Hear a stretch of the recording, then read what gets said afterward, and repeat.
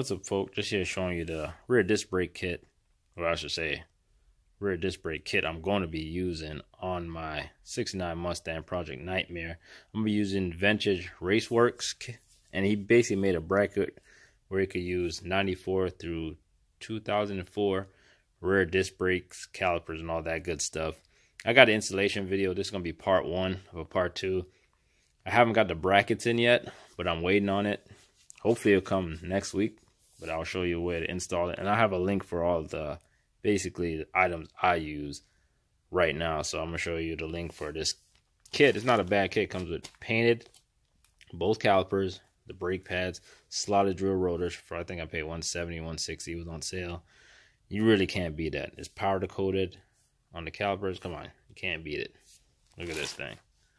But yeah, this is going on my 69 Mustang. I know it's probably overkill. I really didn't need rear disc brakes, but honestly, drum brakes, they're good on the rear, but I want to keep my stuff as modern as possible. And the good thing about this kit, I go to any parts store, Advanced Auto Part, AutoZone, and go get 94 through 2004 rear brake pads, shoes, rotors, and I'm good to go. Instead of waiting to order online, I always didn't like that. Because if I need something, I got to wait on it when I can't go to a regular parts store. And that's what I like about this kit. Like I said, I'm going to post all the links to basically everything I've used. This is just part 1. And later in this video, we'll see me of disassembling my rear drum hubs. And showing you how you can tell if you got a small bearing Ford 9-inch. Well, small bearing Ford rear axle, I should say. But alright. Enjoy. Peace.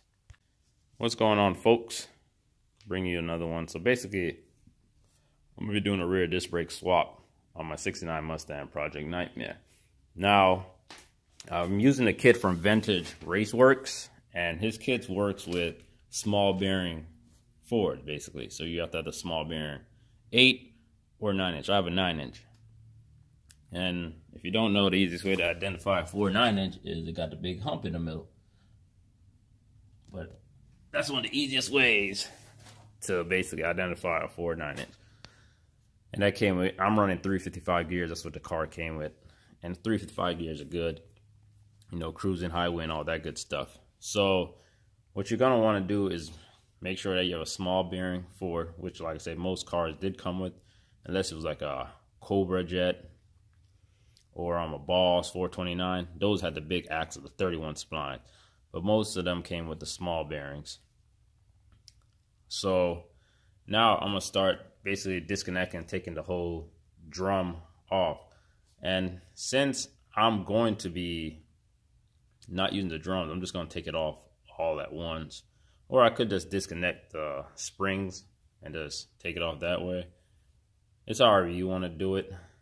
But I'm just going to take it off as one whole assembly because it's a lot more easier. So I'm just going to disconnect the wheel cylinder and take it all off as one assembly, because you know you have to use this hole right here to start spinning. I'm gonna have to release take the tranny out of gear, and you got to take out those bolts. There's 4 bolts there, and that's another way you can measure if you have a small bearing axle. Is what they show on the Vintage Work website, is that you measure basically the bolt rate, and that will tell you.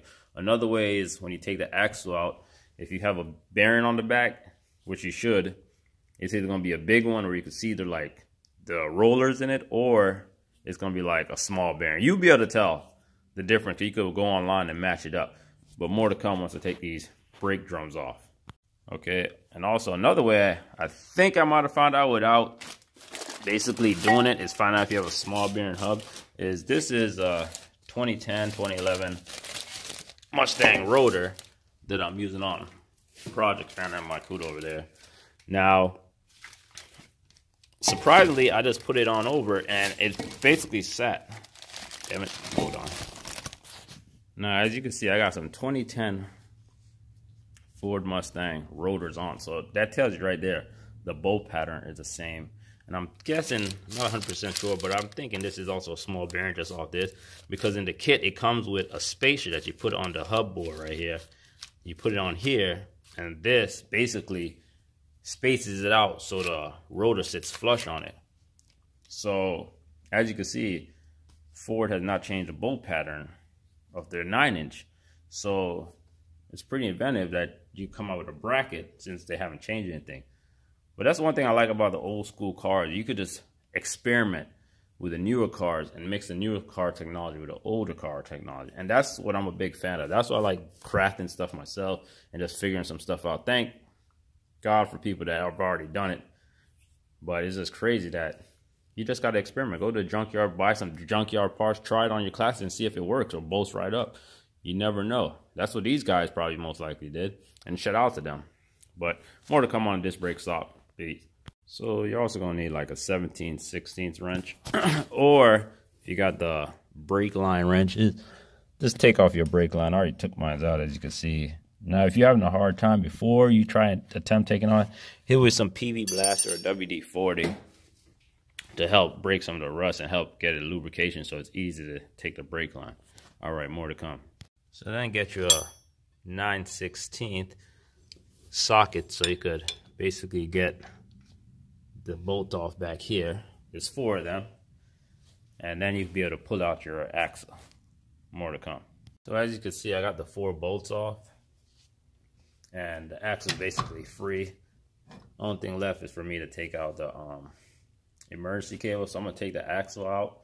So basically the drum could fall and could disconnect the emergency brake. But also you probably want to get a pan just in case some gear oil leaks out. I'm going to put this for temporary to hold my nuts. But I'm going to go get my little drain pan so just in case any rear gear oil comes out, I have something to catch with it. All right. As you can see, I got the axle out.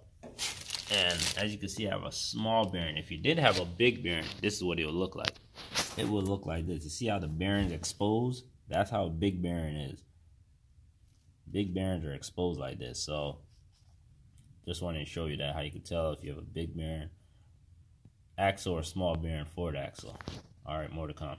All right, so I got everything apart. This concludes part 1 of the disc brake swap for a 69 Ford Mustang. I'm waiting on basically my brackets to come in. So if it doesn't come in this week, next week. All right, more to come. Peace.